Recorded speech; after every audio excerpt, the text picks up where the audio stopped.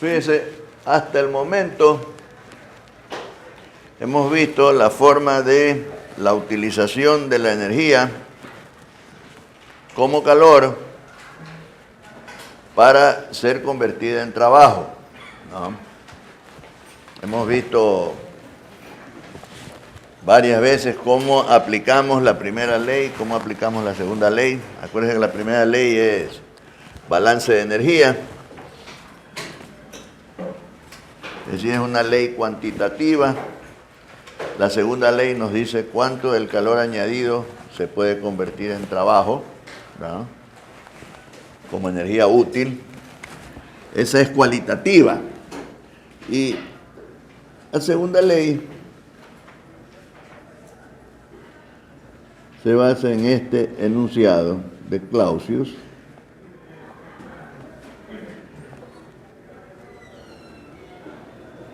que dice que para que esta energía que se añade a un sistema como calor permita que el sistema sea capaz de hacer trabajo, debe estarse rechazando una cantidad de energía como calor.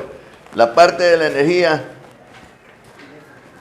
del calor añadido que puede ser convertida totalmente en trabajo, dijimos que era la energía disponible, ¿no? La otra parte es energía no disponible. La diferencia es que la una es 100% convertible en trabajo y la otra no. Entonces tratamos en los sistemas de ingeniería de convertir la parte disponible, la mayor cantidad de la parte disponible, en trabajo, de tal manera que al medio circundante no se rechace energía útil, ¿ya? Eso produce una contaminación térmica del ambiente. Entonces, otra forma en que esto funciona naturalmente es sin esto. Es decir, el calor fluye normalmente de mayor a menor temperatura, ¿no? No hay este extremo. Eso no funciona. Es decir, es una ley de la naturaleza. Para que el calor añadido permita a un sistema hacer trabajo, es necesario que ese sistema sea capaz de poder rechazar calor, ¿no? Ahora, dentro de estas aplicaciones, cuando nosotros quemamos un combustible, ¿no es cierto?, para disipar esa energía y aplicar la energía como calor en un cierto proceso, le decía que, por ejemplo, en aplicaciones industriales, el calor lo aplicamos no directamente de la combustión hacia el proceso, sino que buscamos un medio para transportar esa energía que se disipa, que se desprende del combustible que se quema. Nosotros lo añadimos a una sustancia, en este caso es el H2O, y a través de este flujo de H2O transportamos esa energía a una cierta aplicación. Le decía, por ejemplo, cuando van a cocinar un producto, ¿no es cierto? No le cocinan pues con el soplete ahí encima, ¿no es cierto?, sino que se quema el combustible y a través de un medio se lo transporta hacia la aplicación. Entonces, hay un proceso, hay una aplicación intermedia. La una es cuando yo uso la energía del combustible para un proceso de calentamiento. Y el otro extremo es cuando uso la mayor parte de esta energía disponible, la que está aquí, la uso para hacer solo trabajo, ¿ya? Entonces, entre esos dos, ¿no?, hay una condición intermedia que nos permite hacer trabajo y nos permite un proceso de calentamiento. O sea, las dos cosas. Esas dos cosas es lo que nosotros llamamos cogeneración, ¿ya? Es decir, la cogeneración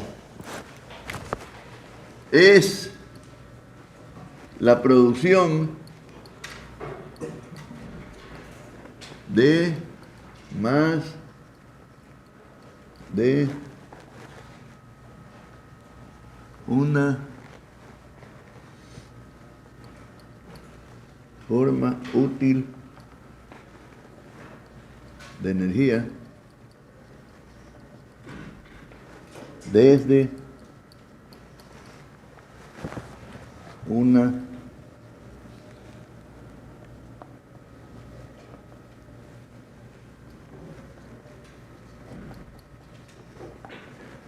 una misma fuente, ¿no? Desde una misma fuente energética.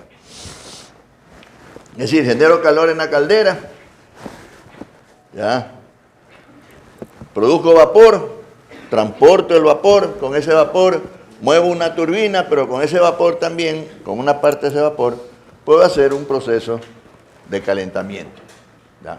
Entonces, estoy utilizando dos formas útiles de energía, porque no la estoy rechazando al medio circundante todavía, ¿ya? Y estoy obteniendo trabajo, y estoy obteniendo otra forma de aprovechar la energía útil en un proceso de calentamiento que lógicamente tiene que estar a temperaturas arriba de la del medio circundante, ¿no? La del sumidero. Esta del sumidero es la temperatura más baja del universo del sistema. Acuérdense que esto es el universo del sistema. El sistema más medio circundante. El medio circundante es la fuente de calor más sumidero, ¿no? Así es la cosa. Este es el universo de este sistema. Este sistema tiene un medio circundante que está representado por esta fuente calórica y este sumidero. Cuerpo caliente y cuerpo frío, ¿ya? Entonces, cuando decimos rechazo de energía al medio circundante, quiere decir que estoy rechazando al sumidero. Y el sumidero tiene la característica, ¿ya? Primero, que su temperatura no varía, y segundo, que es la más baja del universo del sistema. ¿Ya? Esta es la más baja. Si hubiera otra más baja hacia la cual se puede seguir rechazando calor, entonces ese sería el sumidero, ¿ya? Entonces, y como pueden ver, la energía tiene un nivel en este punto, y acá tiene otro nivel. Esta energía, después que hizo trabajo, ¿no?, se degrada. Entonces, este enunciado en la segunda ley nos hace ver la degradación de la energía. La energía se va degradando a medida que se va acercando a la temperatura del sumidero, ¿no? Es decir, su capacidad de convertirse en trabajo se va cada vez reduciendo, ¿ya? Entonces, tenemos el un extremo, que es el calentamiento simple.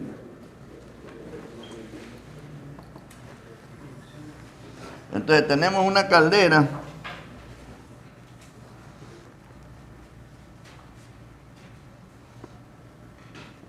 con esta caldera generamos vapor.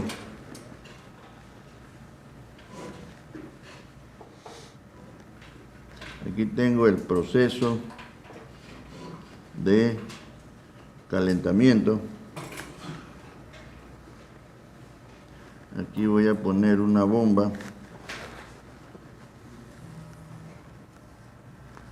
Esto es lo que vamos a observar normalmente en una industria, especialmente de tipo alimentario, ¿ya?, en donde en la caldera le estamos añadiendo calor a este fluido viene y en este proceso de calentamiento va a rechazar esta cantidad de calor. Le vamos a poner así Q sub P por el proceso de calentamiento, ¿no?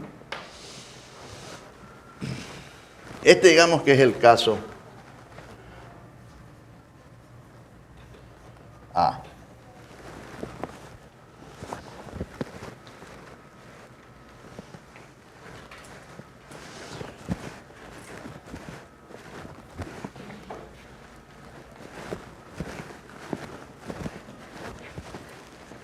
El otro caso que podemos poner como extremo es el caso de la planta ideal con cogeneración.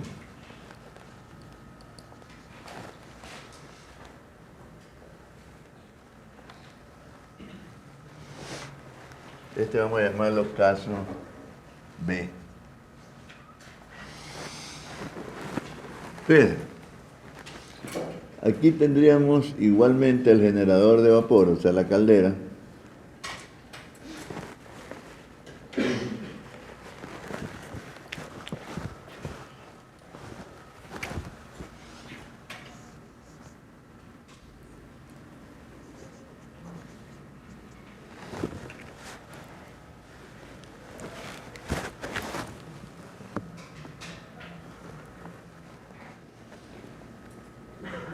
Y en este caso, voy a considerar que en esta caldera, por la aplicación que quiero hacer, voy a tener un escape, ¿verdad?, que tenga una condición de temperatura que esté un poco arriba del medio circundante, de tal manera que se pueda realizar todavía otra transmisión de calor, ¿verdad? O sea, aquí tengo el trabajo que hace este fluido, y este sería, en este condensador, tendríamos un proceso de calentamiento. En ese proceso de calentamiento, ¿no?, vamos a rechazar ese calor para el proceso de recalentamiento, y esta es la bomba.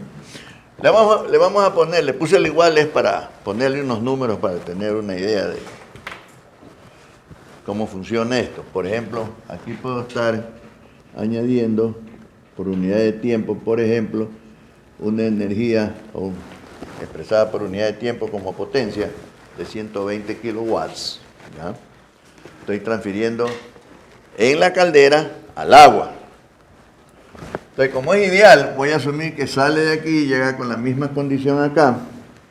Y aquí vamos a producir en la turbina un trabajo, vamos a desarrollar un trabajo de 20 kilowatts. Según la primera ley, si es que considero que el trabajo de bomba sea despreciable, aquí debe haber disponibles para el proceso de calentamiento 100 kilowatts. Todo esto es potencia, ¿no?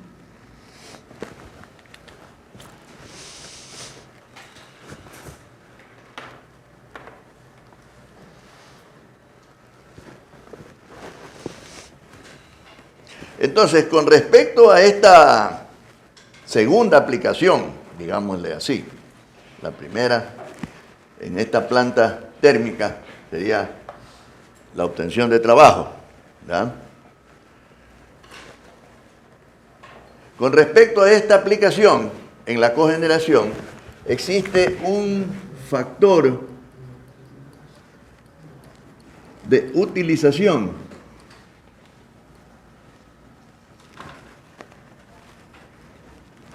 que se representa con esta letra epsilon mayúscula, que es el trabajo neto más el calor para el proceso de calentamiento sobre calor añadido. Entonces, ahí está definido el factor de utilización, ¿verdad?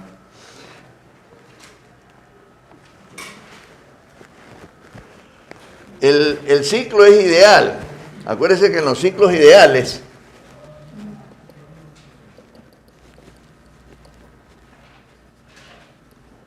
trabajo neto, que es igual al sumatorio de trabajo, es igual al sumatorio de calores. Acuérdense.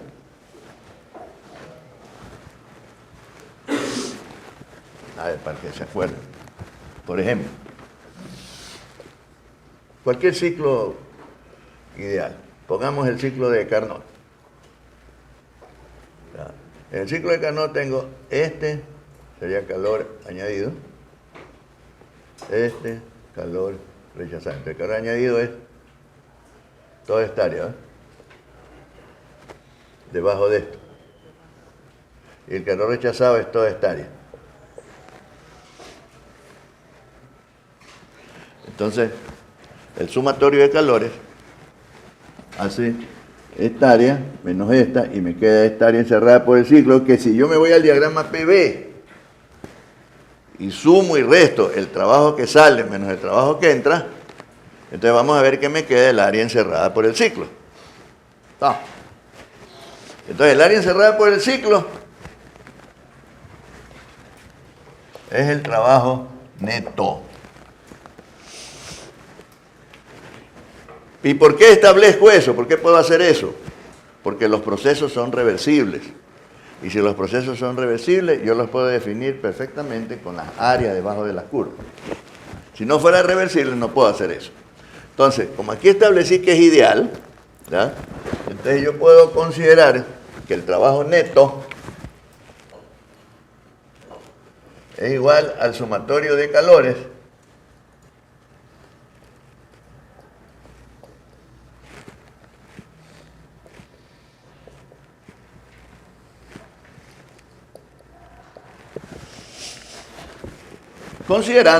ahí estoy considerando la posibilidad de que haya una cantidad de calor que efectivamente estoy rechazando estoy rechazando para el agua de enfriamiento que va a la torre, ¿no? Y hay otra que la estoy aplicando todavía, o sea, sale con suficiente temperatura, entonces una parte la uso en calentamiento y otra parte la rechazo, ¿no? Antes de que sea comprimida otra vez por la bomba, ¿no? Entonces, estoy considerando esa posibilidad. Entonces, siendo así, me va a quedar QA menos QR sobre QA, que sería igual a 1 menos QR sobre QA.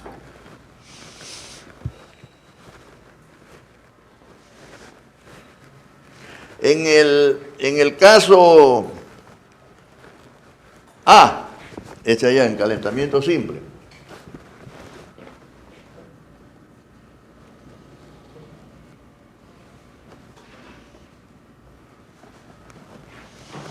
tendríamos que QR es QP. ¿Está?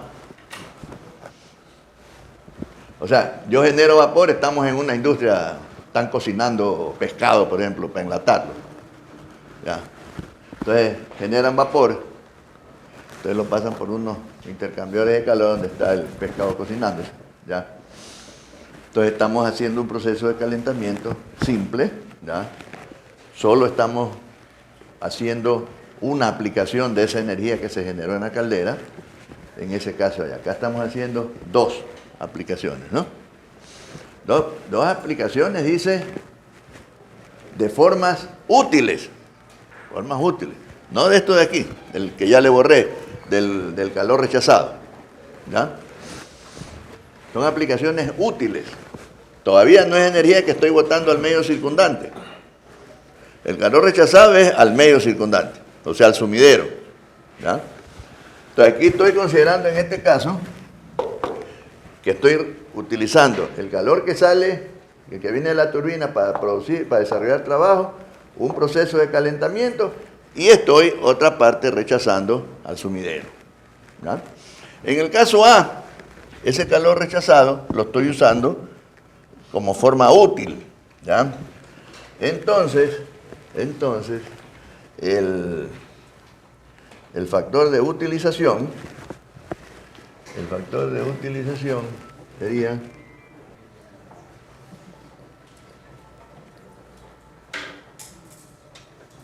este sería QR,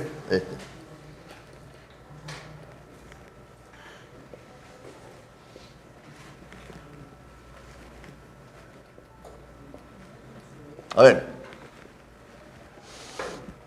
este sería el valor del trabajo neto. En vez de QR estoy poniendo QP. Como tengo que sumar por la definición de factor de utilización este término que estoy utilizando para el proceso de calentamiento, entonces aquí me va a quedar que QA es igual a QA sobre QA. Es decir, el factor de utilización es del 100%, ¿no? Entonces, en el otro caso, el factor de utilización debe ser menor, ¿no? No. Aquí tenemos un caso que es de uso más frecuente, que es las plantas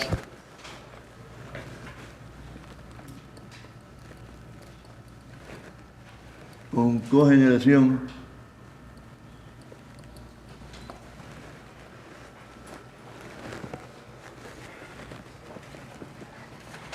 de cargas ajustables.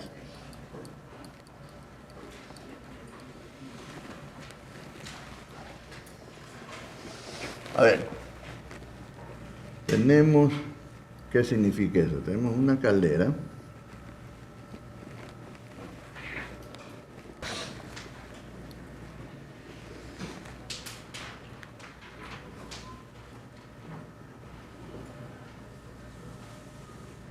Fíjense, aquí hay esto es una válvula que es, aquí es donde es ajustable. Yo puedo ajustar la mayor, menor cantidad de vapor que pase por aquí. Entonces por aquí tengo M1 más M1, ponerle aquí 1, este va a ser 2, por aquí tengo masa M2, por aquí tengo 3, viene por aquí masa M3, ¿ya?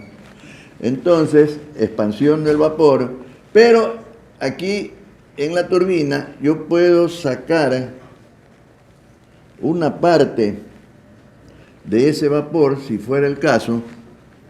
Acá es 4, masa 4, aquí sería 5, masa 5, y por aquí por 6 vendría masa 6, por aquí sale masa 6, ¿ya?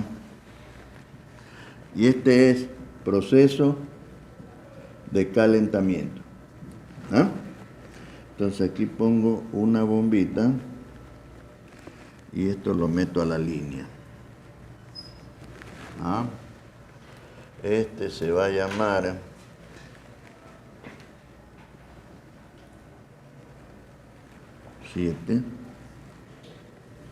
M7, 8,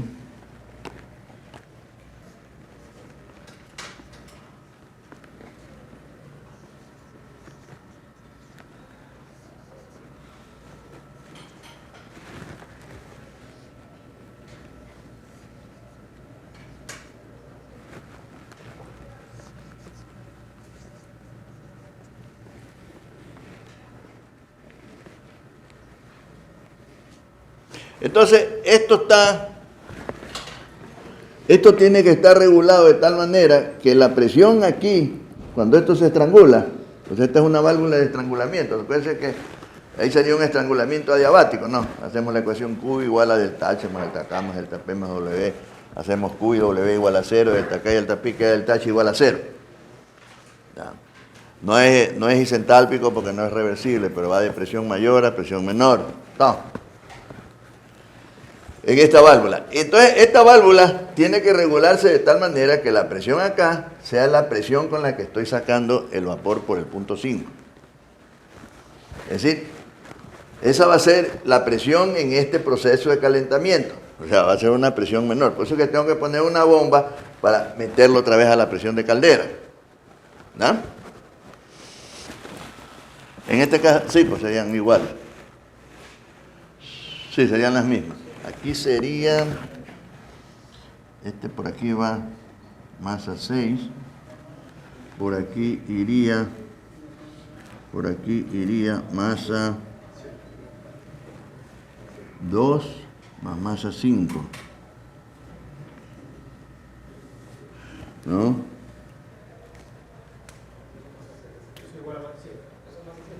¿Perdón?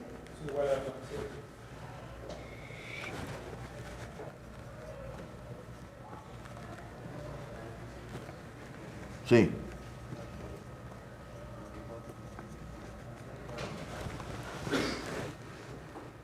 también hay trabajo de bomba. ¿Cómo? Ahí también hay trabajo de bomba. Sí, tienes razón. También hay trabajo de bomba. Exactamente.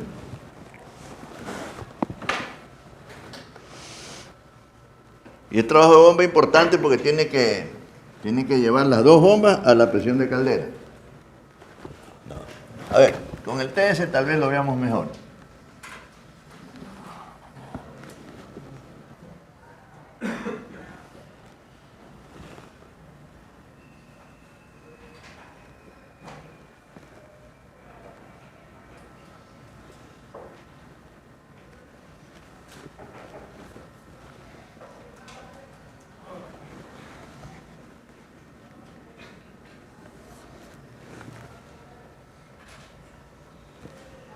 Fíjese, esta bomba lleva de 8 a 9. Este debe ser de 8 a 9. Esta bomba de aquí. Esta ya lleva de 7 a 10. O sea, este debe ser 7 y este 10. A ver. A ver. Aquí es como sale de la caldera y entra la turbina en 1. ¿Ya? Pero ahí en este 1 tengo, fíjese, toda esta condición de aquí, ¿ves? Esto que estoy marcando con el dedo, ¿ves? Es la condición con que está saliendo de la caldera. Y está llegando, en el un caso a la turbina y en el otro a la válvula. Entonces, yo debo marcar aquí que ahí tengo 1, aquí tengo 2 y aquí tengo 3. Entonces, una parte del vapor se está expansionando en la turbina, pero hay otra parte de ese mismo vapor que se está estrangulando. Acuérdense que ese proceso de estrangulamiento es un estrangulamiento adiabático. Flujo estacionario con delta K, delta P despreciables, adiabático y sin trabajo. O sea, queda delta H igual 0. Pero como va de presión mayor a presión menor, ¿no es cierto?, se hace irreversible. Ya. Entonces, como es delta H, no es isentálpico, es delta H igual a 0, sino de entalpía final igual a entalpía inicial. ¿Ya? Entonces, eso quiere decir que tengo que hacer pasar por aquí, por una línea de, a ver, entalpía constante.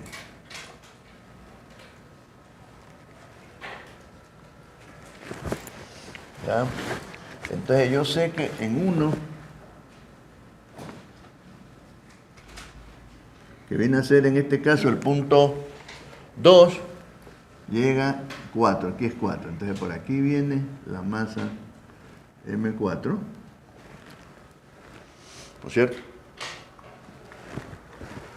Por aquí viene, por aquí, hago la extracción de M5 más M2, que es igual a M4, M2 es igual a M4. ¿Ya? Y por acá viene M6, por acá. Entonces este sería 1, 2, 3, 4, 5, 5, 6, se condensa hasta 8 y etcétera, ¿no? Observe el diagrama para ver, comparándolo con el diagrama de energía acá. A ver, este punto representa la condición con que está saliendo de la caldera, la condición con la que está entrando a la válvula esa de estrangulamiento y con la condición que está entrando a las tres son las mismas. Es el mismo vapor, saca un poco para allá y otro se va para la turbina. Por eso 1, 2 y 3 son los mismos puntos en el diagrama. Tiene la misma entalpía, o sea, H1, H2 y H3 son las mismas. ¿Ya? Entonces aquí estoy representando la expansión en la turbina. ¿Ya?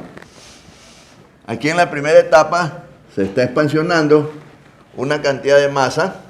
¿Ya? De ahí estoy sacando otra cantidad de masa. Estoy sacando ya una cantidad de masa para hacer este estrangulamiento. ¿Ya? Estos dos, por eso le decía que esto tiene que estrangularse hasta esta misma presión. De aquí, donde estoy haciendo, aquí estoy haciendo una extracción. O sea, yo podía, si esto pudiera yo representarlo por niveles, o sea, un nivel el diagrama y otro diagrama acá igualito, transparente, pondría en el 1 la extracción M5 de aquí a acá, y en el otro pondría la cantidad de M2 hasta acá. ¿Está? O sea, M2 tiene una trayectoria, se estrangula ¿no es cierto? Y a esta presión se va a enfriar y se va a condensar.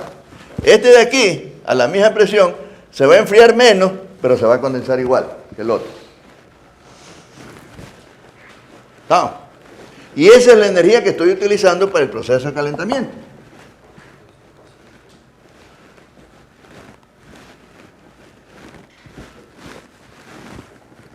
Ahora, una bomba me comprime a la presión de caldera. Esto ya es presión de caldera. Esto ya es presión de caldera. Y entonces una bomba me comprime hasta 9 a la misma presión, pero a otra temperatura. Miren, comprime a la misma presión de caldera, pero a esta temperatura. Y la otra comprime hasta la misma presión de caldera, pero con otra temperatura. Y van al mismo tubo, a la misma tubería. Entonces tienen que mezclarse. Entonces se van a mezclar a esa presión, para acá, para allá, y va a haber un punto 11, que es intermedio, y de 11 se va. ¿Estamos? O sea que el calor añadido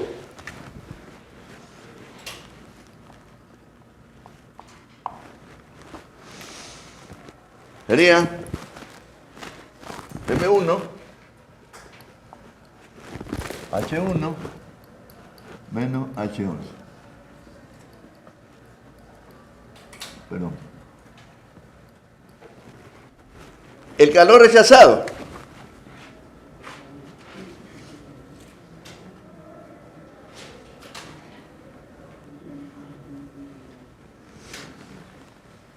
acuérdense que ese calor está multiplicado, ahí es por libras de masa, ¿no?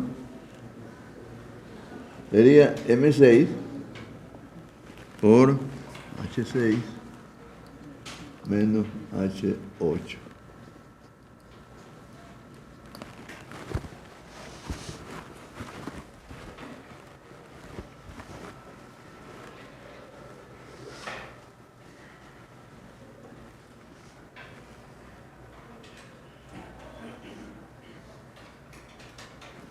El trabajo en la turbina.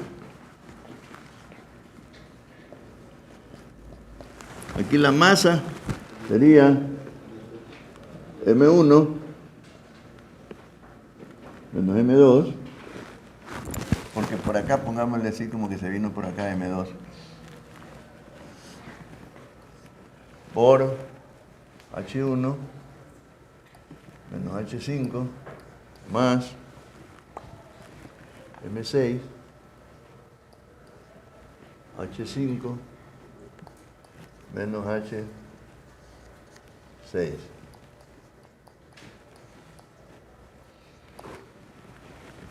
¿Qué más? Disculpen.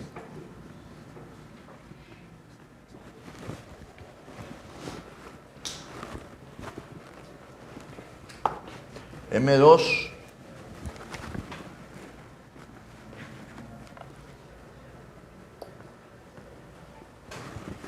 este se enfría de 4 a 7, ¿no?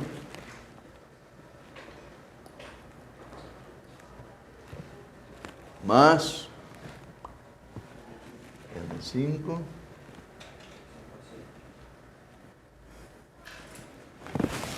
de 5 a 7.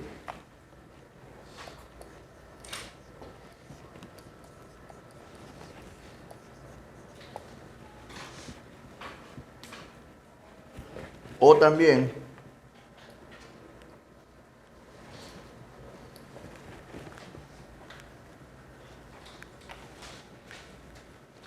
tengo entrando, fíjese, yo puedo poner aquí, tengo entrando al proceso de calentamiento M4, H4, ¿ya? Más M5, H5, menos M7, H7. Aquí tiene que considerar que M4 es igual a M2, que H4 es igual a H2, que M7 es igual a M2 más M5.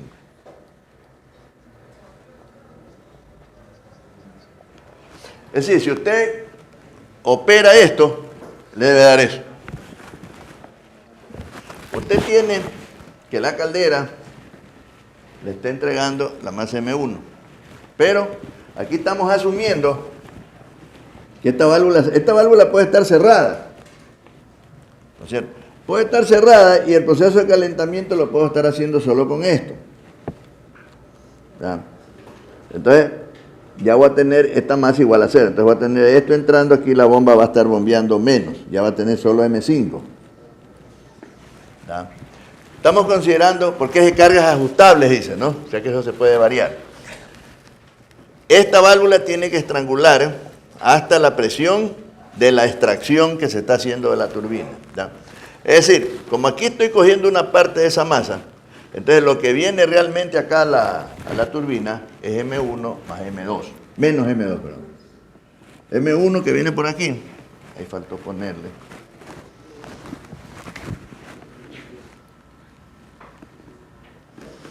¿Ya?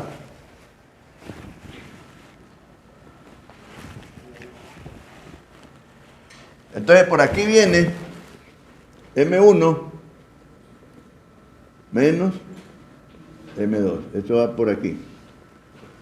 Eso es lo que se está expansionando ahí. Entonces, se está expansionando de 1 a 5, M1 menos M2. M1 menos M2. De 1 a 5. Esa es la primera etapa. Ahí en 5 saco M5. ¿Ya? Entonces ya me queda la masa M6. A M6, si quiero escribirlo, tendría que ponerle M1 menos M2 menos M5. Ese es M6.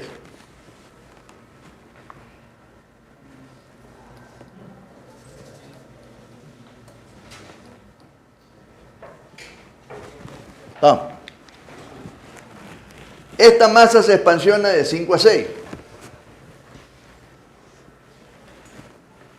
Entonces, primera etapa, antes de la extracción, después de la extracción, segunda etapa. Ese es el... ¿Ya? Acá, en el proceso de calentamiento. En el proceso de calentamiento tiene la masa M2 que va de aquí a acá y la masa M5 que va de aquí a acá. Los dos salen en 7. Alguien preguntó. Los dos terminan en 7.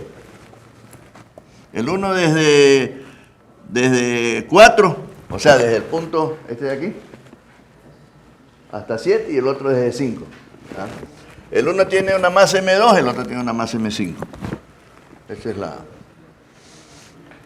Acá lo que estoy poniendo es energía que entra menos energía que sale. Entonces la diferencia es lo que se está añadiendo al proceso de calentamiento. Eso es lo que está escrito aquí en la segunda expresión. Si nosotros reemplazamos esto aquí y opero esto de acá, o sea, hago la multiplicación, suma y resta, debe dar lo mismo. Debe dar lo mismo. Saca este vapor en 5, ¿no es cierto? Lo saca, entonces se va a enfriar y a condensar a esa presión y temperatura. Y entonces tiene la masa M5 que va de 5 a 7. Por acá, yo saqué M2 y lo estrangulo de 2 a 4, pero entra como 4 hasta acá, sino que yo le puse de 2 a 7, porque esta entalpía es igual a esta. Mire, yo tengo aquí un caso, antes de pasar a la siguiente parte. Con esto vamos a dar por terminados los ciclos de poderes, para que tenga ahí en sus apuntes una forma de un esquema de una planta que tiene ciclos binarios con diferentes sustancias, como el caso que vimos acá, pero que tiene una disposición de los elementos un poquito diferente, pero que hace lo mismo y en realidad se acerca más a lo que vamos a tener en la práctica. Entonces, para que tengan ustedes, voy a hacer un diagrama de energía de un ciclo binario. A ver, más o menos. Esto es donde tenemos una caldera de estas calderas gigantescas. Ya. En estas calderas tenemos unos colectores.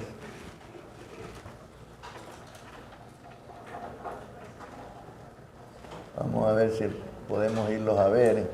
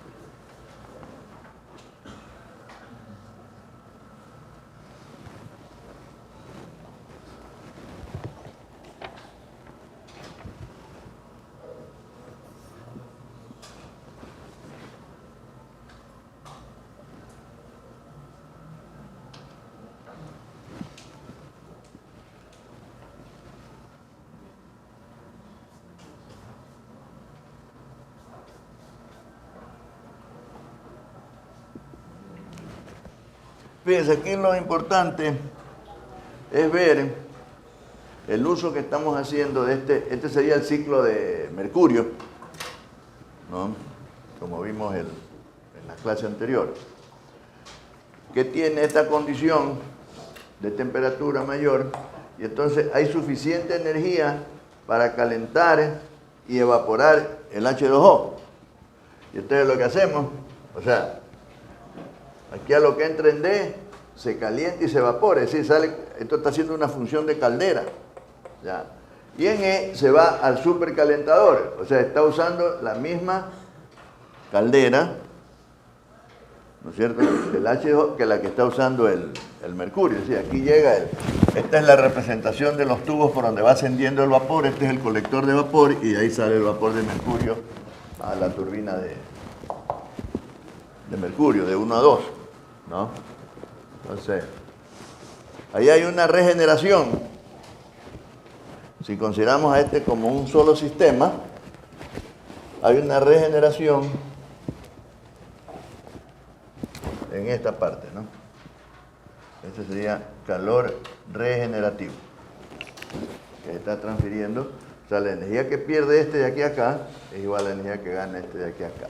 Por acá está circulando una masa M1, por acá está circulando una masa M2.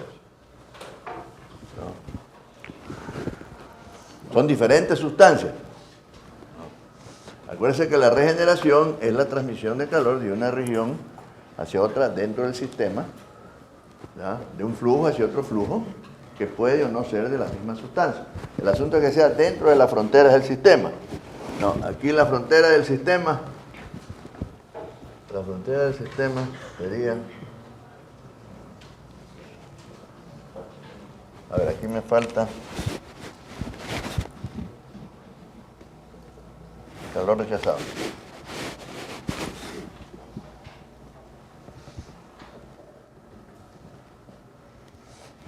Entonces, ¿qué es lo que tengo?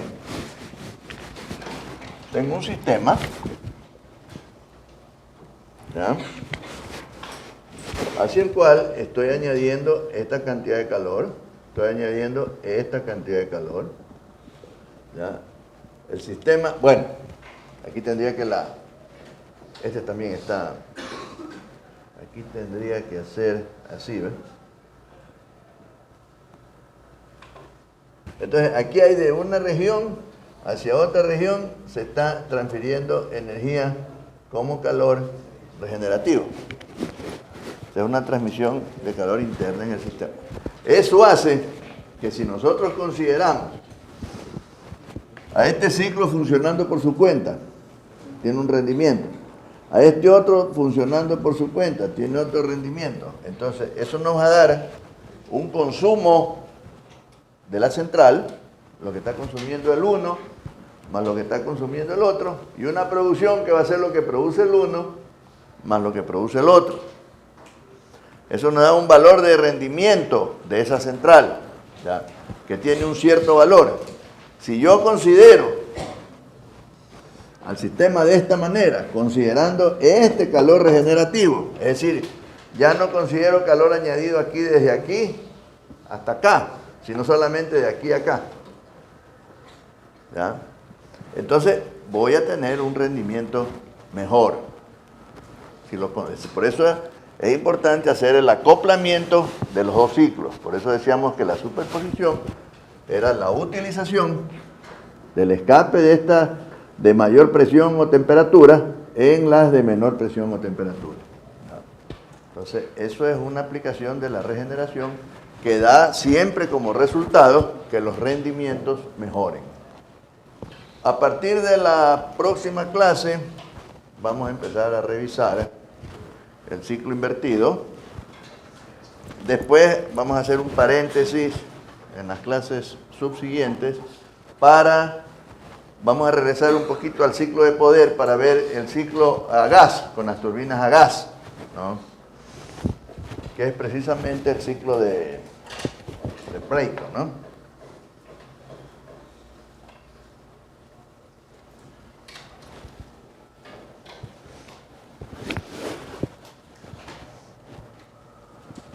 Es necesario que vayan chequeando sus tablas, van a necesitar que su tabla tenga refrigerantes como amoníaco,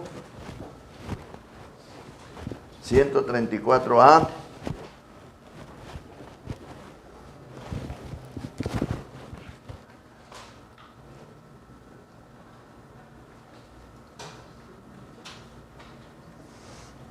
freón 11.